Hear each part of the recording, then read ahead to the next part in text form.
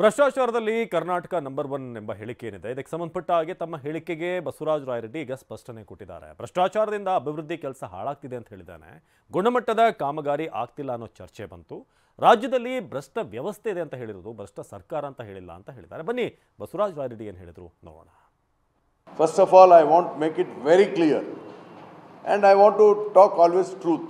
ಆಮೇಲೆ ಇಲ್ಲಿ ನಾನು ಡ್ಯಾಮೇಜ್ ಕಂಟ್ರೋಲಿಗೆ ಬಂದಿಲ್ಲ. Please make it note that.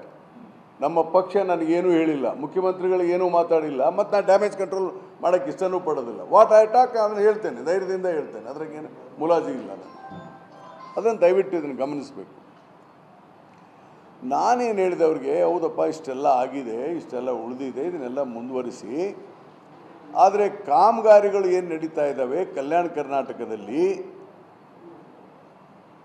ಇಲ್ಲಿ ಗುಣಮಟ್ಟದ ಕಾಮಗಾರಿಗಳು ಆಗ್ತಾ ಇಲ್ಲ. ಹಳೆ ಮೈಸೂರನ್ನ ಕಂಪೇರ್ ಮಾಡಿದರೆ ಅಲ್ಲಿ ಒಂದು ಸ್ವಲ್ಪ ಗುಣಮಟ್ಟ ನಡೀತಾ ಇದೆಯಪ್ಪ. ನಮ್ಮಲ್ಲಿ ಯಾಕೆ ನಡೀತಾ